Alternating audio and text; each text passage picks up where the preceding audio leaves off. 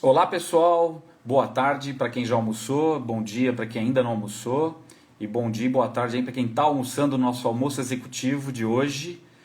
Trouxe um tema super bacana para conversar com vocês, que é a parte de motivação, né? Quem já não ouviu falar do termo motivar, a equipe motivada, estar motivado, motivar as outras pessoas? Então é um tema que está muito em vigor hoje em dia, muito falado hoje em dia, e eu queria expor alguns pontos, alguns conceitos, né? Não queria não, eu quero, vou expor alguns pontos e conceitos para você que é empresário ou que é gestor, líder ou faz parte de uma equipe, trabalha, pensar sobre esses conceitos de motivação, que acho que isso é super importante que a gente entenda, né?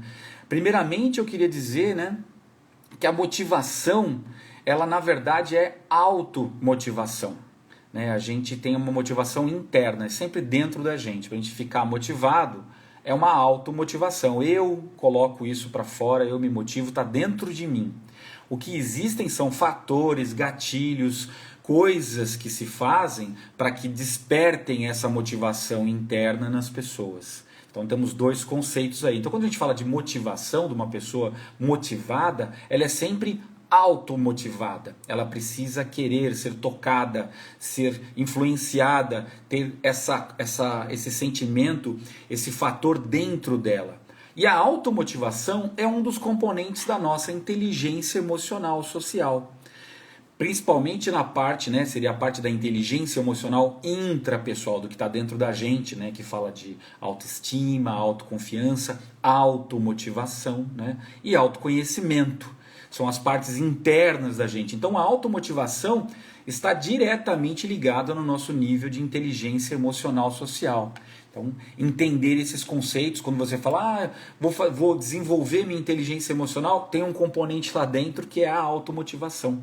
Ela está aí dentro, faz parte dos estudos e dos desenvolvimentos de inteligência emocional. Bom, dito isso, a gente entende que tem fatores que podem gerar, aumentar essa característica nas pessoas, torná-las mais automotivadas, tornar elas mais participativas. Aí entram outros conceitos, né? Engajamento, então, que se fala bastante hoje em dia. Então, a pessoa que está dentro de um ambiente de trabalho e está automotivada, ela tem mais propensão a estar engajada. Não quer dizer que uma coisa seja diretamente ligada à outra, mas está realmente ligada. Agora, falando não só ou melhor, deixando um pouquinho de lado a questão da automotivação, vamos falar dos fatores que fazem com que isso seja catalisado ou não.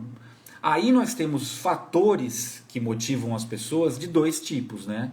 Os internos, ou seja, que estão dentro delas, das pessoas, e os externos, né? Intrínsecos e extrínsecos, falando em teoria. Extrínseco é o que está fora, fora da pessoa.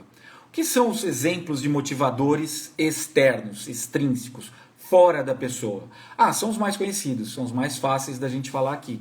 A gente fala de salário, a gente fala de benefício, fala de cargo, função, acesso a formações, a desenvolvimento, títulos, bônus, prêmios, medalhas, fama. Tudo isso são coisas externas às pessoas que podem trazer gatilhos que motivem essas pessoas. Então é comum e é fácil de você imaginar que se você tiver uma pessoa que está trabalhando num local, num ambiente, né, de trabalho, ou numa escola, ou numa instituição, ou até mesmo em casa, né, falando do convívio, da dinâmica dentro da casa, os fatores de ambiente, os fatores de relação com as outras pessoas, tudo isso incentiva ou desincentiva aquela pessoa estar mais automotivada ou estar menos motivada, né? Muitas vezes você se atrai, né? Você olha lá, está procurando, desculpa, uma vaga, um emprego, alguma coisa e vê lá o salário. Nossa, salário de tanto. Nossa, aquilo te motiva. Fala, olha que salário, olha que recompensa, que reconhecimento. Então aquilo traz uma motivação, né? E aí, de novo, benefícios. O que seriam benefícios? Por exemplo, plano de saúde, por exemplo, jornada flexível, por exemplo, recursos que são dados para aquela pessoa, carro, algum tipo de reembolso, O próprio cargo em si, como eu mencionei, né, o título que ela vai ter é importante, de repente ser um gerente, um diretor, um supervisor, um coordenador, aquilo é importante para determinadas pessoas ou para a fase da carreira que ela está vivendo, né? Ter acesso às informações, poder fazer uma pós-graduação, poder acessar de repente o banco de dados da empresa, ser uma pessoa que é a referência das informações, então ela tem esse status, né? Se é um atleta, conseguir um título, uma medalha, um troféu, né? Aquilo é importante. Então são todos motivadores externos e são comuns da gente ver, né? E os motivadores internos?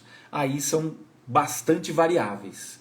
Eu começaria falando, né, até escolhi aqui dentro do meu roteiro para conversar com vocês, vou começar falando sobre as gerações. Cada geração, cada faixa de idade, na média, logicamente tem as suas variações, as suas exceções, mas na média tem motivadores comuns. Se a gente pegar lá, não vou pegar muito para trás, mas vou pegar aí a população mais ativa, né? Se a gente pegar os baby boomers, que seriam aquelas pessoas que estão hoje entre 60 e 80 anos, essas pessoas ainda estão ativas, muitas delas, trabalhando, desenvolvendo, empreendendo. Até um caso que a gente estava discutindo agora há pouco, de uma senhora com 101 anos que pediu para que todos os netos levassem o currículo dela, porque ela queria trabalhar. Ela queria trabalhar no escritório, ela queria sair de casa e trabalhar, 101 anos. Então, não tem idade para a gente fazer as coisas, motivar, ter energia para fazer as coisas, né? Esse foi um caso, acho que agora do dia 13, 15 de fevereiro, é bem recente. Essa geração, ela estava muito ligada ao pós-guerra, né? Então a questão da segurança, da estabilidade, era muito importante para elas. Ter o que comer, onde morar, meio que a base da pirâmide, né? Então não se encarava o trabalho como uma coisa de prazer, de realização, mas uma necessidade. Eu tenho que suprir, eu tenho que trabalhar, eu tenho que fazer. Então quero a segurança, quero dar isso para minha família. Então é uma geração muito marcada por isso. A próxima geração, né, que era a geração X, que é marcada pelas pessoas que estão entre 40 e 60 anos, mais ou menos, já era uma geração focada em criar riqueza, em desenvolver, né? Estamos falando aí dos anos 80, mais ou menos 70, 80, onde muitas economias norte-americana, europeia e até a brasileira, um pouco mais para frente, mais para os anos 80, de trabalhar e desenvolver e gerar riqueza, o capitalismo em si. Então trouxe aquela noção de que dinheiro era importante, o empreendedorismo entrou com muita força, né? Então estava muito focada na capacidade de se adaptar, de criar, de empreender. São os workaholics, trabalham bastante, se dedicam, são muito firmes nisso, né? São independentes. Então é uma característica de geração. Para eu motivar elas, se eu estou lidando com elas, são gatilhos diferentes do que da primeira que eu acabei de mencionar. E tem a geração Y, conhecida como Millennium, até dividida em dois pedaços, né? Antes e depois da internet, porque são as pessoas que estão entre 25 e 45. Foi a última geração, né? Se você pegar a parte da Old Millenniums, que são os mais velhos, mais próximos de 40 anos, foram as últimas gerações que viveram sem a internet. Os mais novos, né, os New Millennials, já tinham internet. Então é uma fase de transição, dessa conexão, dessa tecnologia. Então é uma geração que já começou a se acostumar com a comunicação global, com a velocidade de informação, estava chegando isso com força, né, focado em resultado, mas também não estava muito focada na hierarquia, tanto quanto as gerações anteriores, quanto a disciplina, a obediência. Eram muito capazes, né? São muito capazes, mas tem uma certa questão com a forma da hierarquia, com a forma de lidar com eles. São muito mais flexíveis do que as gerações anteriores, ou seja, veio trazendo uma flexibilidade, a mudança, essas coisas. E é uma geração que vem aí com uma característica diferente, né? Que está aqui com uma característica diferente.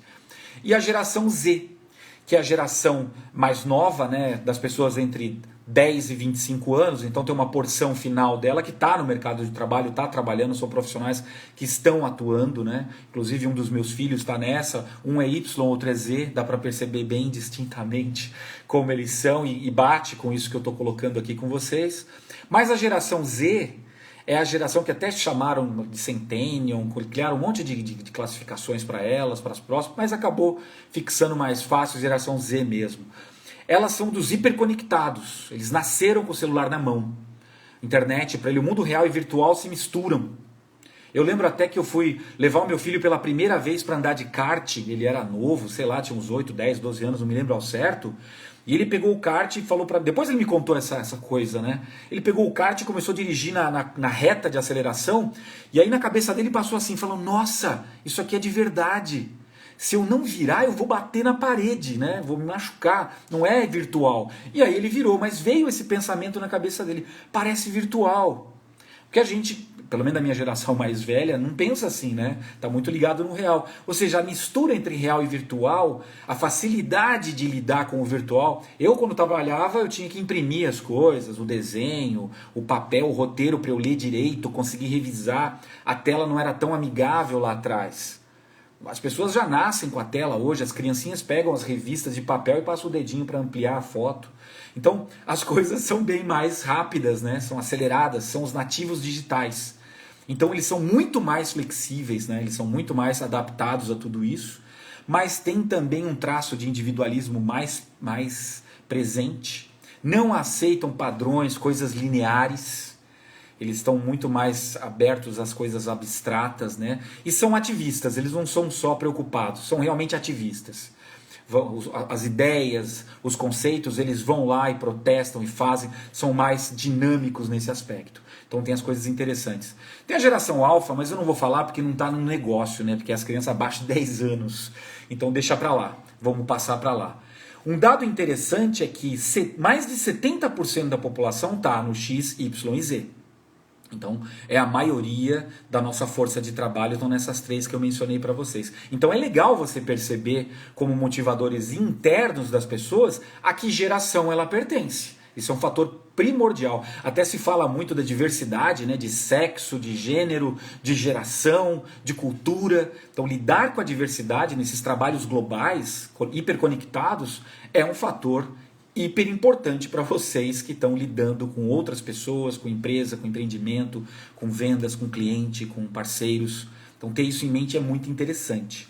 A outra questão que eu vejo é importante classificar quando a gente fala de motivadores internos é a fase da vida.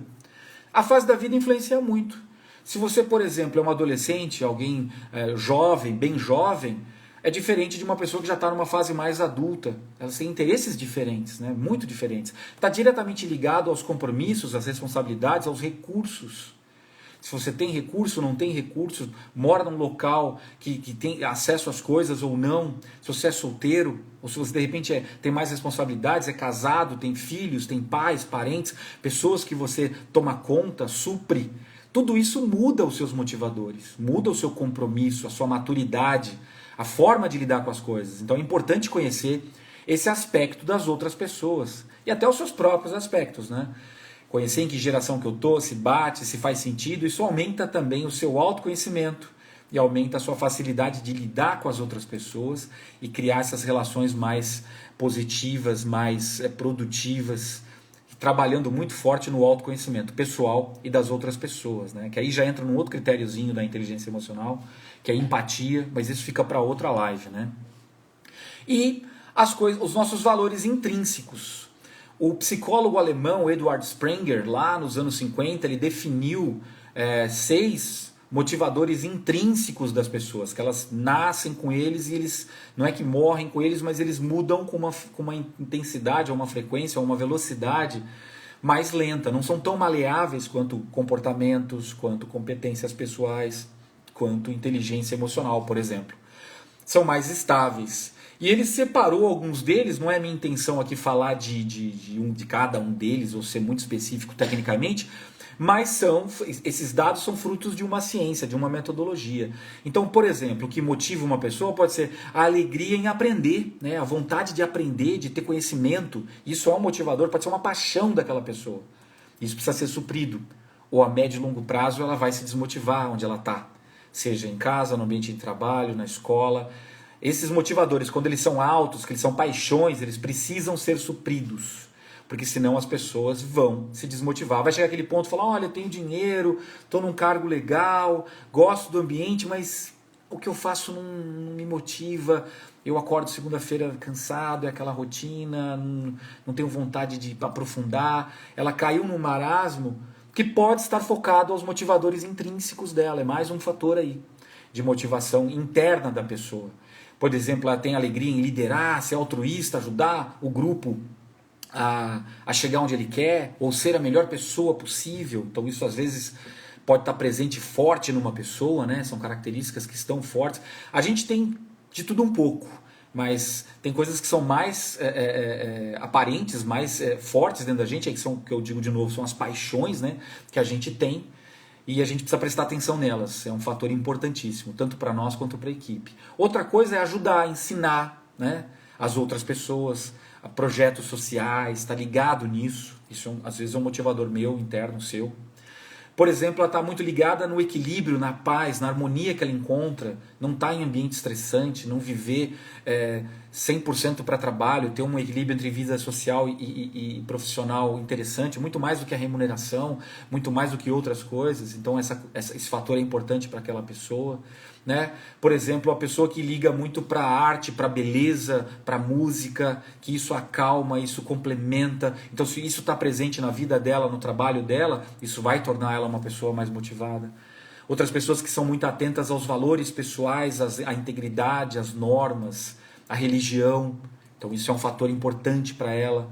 Outras mais a aplicação de dinheiro, tempo, energia, retorno.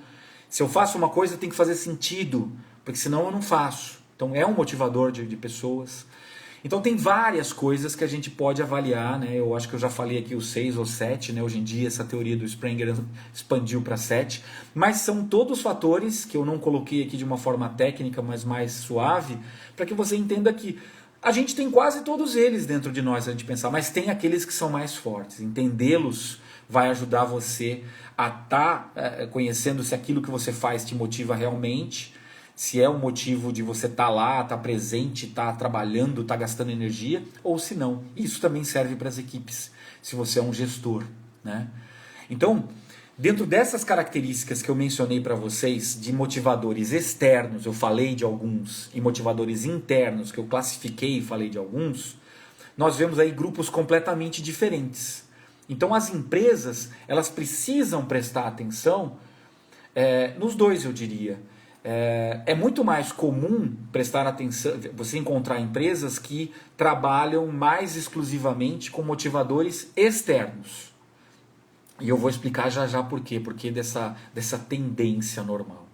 E outras que é um pouco mais difícil, um pouco mais menos frequente, mas está aumentando, é um movimento que está aumentando, até pelas questões das gerações e da própria sociedade, da pandemia que a gente viveu, do isolamento que a gente viveu. As pessoas refletiram mais sobre pontos importantes como esses que eu acabei de mencionar para vocês. Então, as empresas precisam entender, né? Os empresários, as pessoas precisam compreender a diferença entre os dois. Eu citei exemplos, mas não falei das diferenças. Você pode estar pensando, Carlos, é óbvio as diferenças. Sim, pode até para algumas pessoas serem óbvias, mas para outras não. Então, na dúvida, eu vou explicar de novo aqui, mas agora de um outro enfoque. As empresas, os empresários, eles precisam tomar algumas decisões sobre que tipo de retorno ele quer ter sobre o investimento e o dinheiro que ele coloca, o tempo, a energia que ele coloca para motivar a sua equipe. Então, que tipo de retorno ele quer ter? Então, eu vou explicar já já, mas é uma dúvida, uma coisa que ele tem que pôr na cabeça. Outra, o quão capacitados estão os gestores deles, das empresas, dos empresários. Se eu olho lá para dentro da empresa e vejo os gestores, principalmente o gestor de RH, que é geralmente o início desses processos, pelo menos deveria, que é a função básica dos recursos humanos, trabalhar com a gestão de talentos, né? A retenção de talentos, a formação de talentos, a captação dos talentos. Então esse é o core aí do que a gente pensa quando fala de recursos humanos, que é um termo mais antigo. Mas ele precisa estar focado. Qual é a capacitação dessa minha equipe, os recursos que ela tem para ela trabalhar com motivação, né, com engajamento? Que tipo de impacto eu quero ter, né? Qual a duração que eu quero ter? Então isso são as coisas que os gestores precisam pensar. Por quê? Porque os motivadores internos e os motivadores externos são completamente diferentes nesses aspectos todos. Vou dar um exemplo para você. Vamos começar pensando nos motivadores externos, que eu disse aí para vocês que são cargo, salário, benefício, prêmio, medalha, bônus. A primeira coisa que a gente vê de vantagem neles é que eles são genéricos. eu crio uma política única e aplico para todo mundo. Eu tenho um plano de carreira, eu tenho um plano de bônus, eu tenho um sistema de treinamento que tem prêmio, gamificado, onde o cara trabalha, ganha isso, ganha relógio, ganha viagem, tá tudo ali automatizado. Então eu tenho um sistema único que trabalha com todos, ele é genérico. Que ótimo, né? Então ele é mais fácil de eu implementar. Eu crio uma política para cada um deles, salários, benefícios, treinamentos, e aplico. Pum, show de bola. E logicamente necessita ou requer, né, uma capacitação menor das pessoas que implementam. Logicamente que os especialistas que vão criar os games, aqueles que vão entrar na parte de TI dos salários, que vão sentar e fazer os cálculos de salário, toda a parte hard skill aqui, logicamente é muito importante e muito exigida.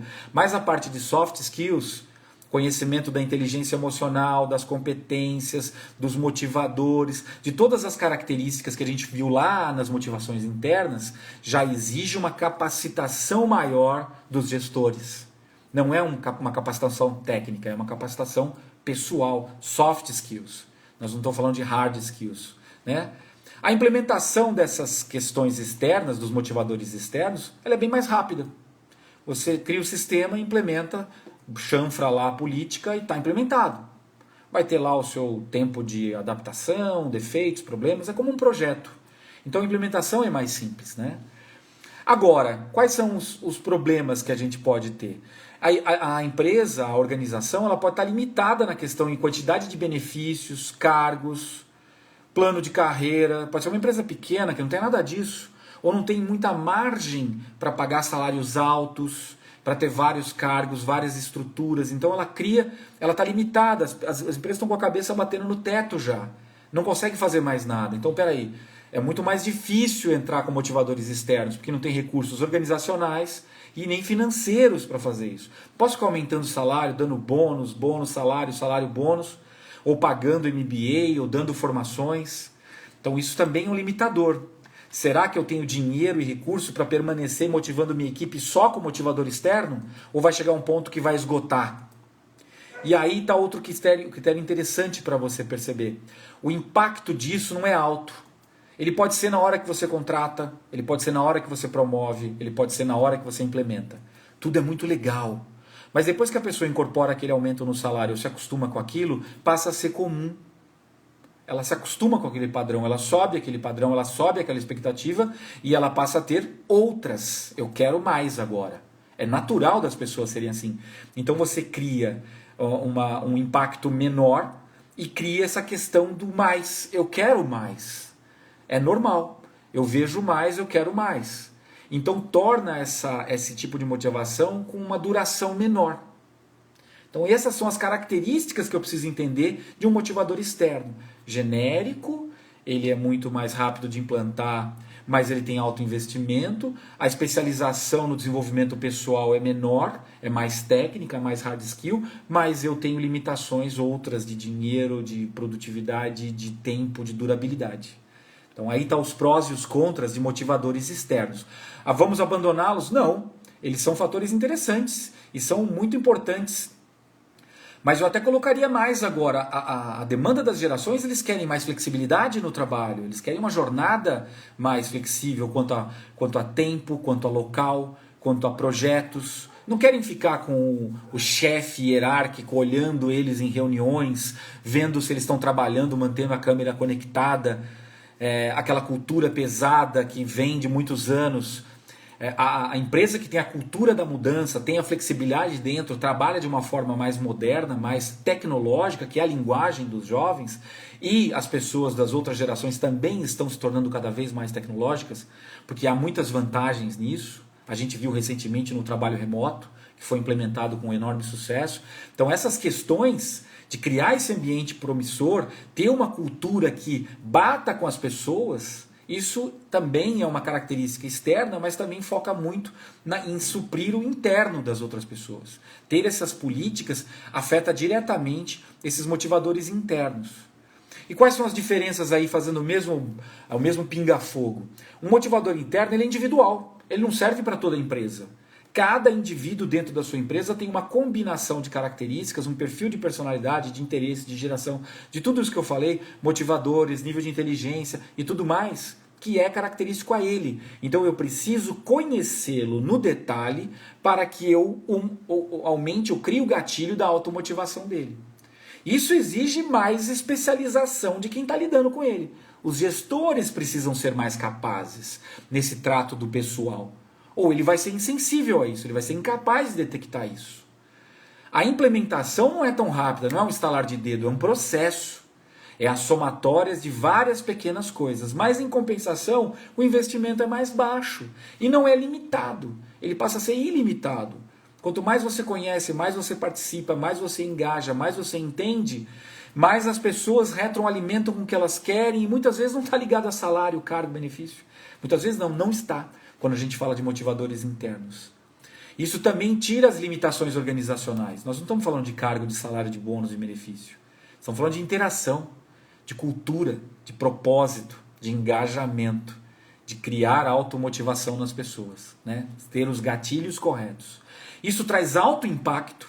Muitas pessoas estão trocando de emprego para ganhar menos, para trabalhar em alguma coisa que faça mais sentido, que tenha propósito, ambiente saudável, não tóxico, que o líder não seja tóxico a ele. Então ele está procurando um bem-estar maior, mesmo que ganhe menos, ele não quer sofrimento, a vida passa a ter mais significado. E quando você supre isso, a duração é enorme, cria aquele relacionamento, o pertencimento da pessoa àquele grupo, àquela equipe, àquela empresa. Então percebam aí a diferença enorme que existe entre motivadores externos e motivadores internos. E como a empresa vai investir em um ou vai investir em outro. E até as pessoas que estão procurando, fazendo uma busca por uma nova carreira, entender isso bem nela e entender como é o ambiente que ela está indo, é importante. Para ela saber se ela vai suprir isso e se a médio e a longo prazo ela vai permanecer dentro daquela empresa, porque ela vai ter gatilhos de automotivação, gatilhos de engajamento, gatilhos de trabalho num ambiente mais adequado, num ambiente mais promissor. Então, quando a gente, o empresário, o empreendedor que tem a equipe, tem a responsabilidade de lidar com a empresa, eu preciso sentar e pensar, eu estou trabalhando só com motivadores externos ou nem motivadores externos bem eu tenho? Será que isso não está impactando em turnover, em baixa iniciativa, baixo envolvimento? Aquele cara, naquela equipe, as pessoas não vestem a camisa, vê um negócio jogado no chão, ninguém pega, o refúgio está aumentando, ninguém liga, precisa fazer uma hora extra, alguma coisa para entregar um pedido, vai embora e deixa aquilo parado.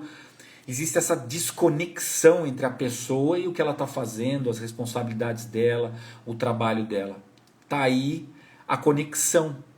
Se eu não tenho esse trabalho de base, de criar o ambiente adequado, de ter a liderança adequada, de trabalhar com esse equilíbrio entre motivadores externos e motivadores internos, as consequências podem ser turnover, desconexão, refúgio, vendas baixas, perda de clientes, reclamações internas, externas, críticas, sabotagens e por aí vai. Enquanto quando eu tenho as coisas, eu tenho um ambiente mais honesto, mais tranquilo, mais produtivo, mais engajado, que funciona melhor e traz rendimentos melhores. Então isso é uma diferença muito grande. Precisa se entender no que se está investindo, quanto custa cada coisa. Porque às vezes a pessoa fala, eu não quero investir desse lado aqui porque eu não vejo um retorno imediato. Isso existe mesmo, né? É um desafio, eu que trabalho diretamente prestando esse tipo de serviço de desenvolvimento de liderança, de team building, né, desenvolvimento da equipe, de criar ambiente de mudança de cultura, né, um ambiente onde a empresa tem a cultura da mudança.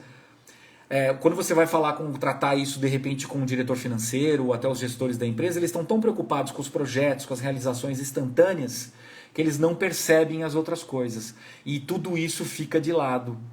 E é um fator importante para o sucesso de médio e longo prazo. E isso está aumentando cada vez mais.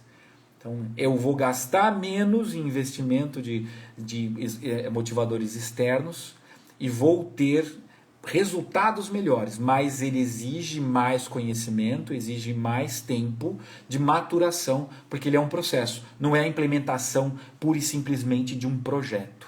Então essa é a questão importante que eu coloco aqui para vocês. Espero que vocês tenham entendido, que eu tenha conseguido falar de um tema super abrangente quanto à motivação, né, ou a automotivação, os gatilhos e aquilo que tem dentro da pessoa, interno e externo. Mas esse conceito precisa ser debatido, precisa ser discutido e principalmente precisa ser entendido, porque ele existe e faz toda a diferença dentro das empresas para que ela tenha sucesso a médio e longo prazo, ou para que ela faça a virada que ela quer, para que ela mude aquela cultura, para que ela esteja preparada para os ambientes que estão cada vez mudando ou superar uma crise. É importante olhar para esses dois tipos de motivadores.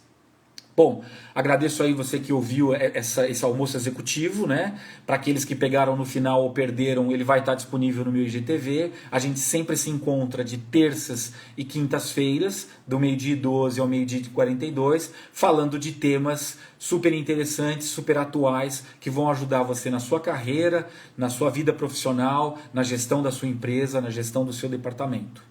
Então, um abraço forte para vocês, bom final de quinta-feira, de dia, e que tenham um bom fim de semana de trabalho e um final de semana de descanso merecido aí para vocês. Forte abraço e até a próxima na terça-feira. Tchau, tchau.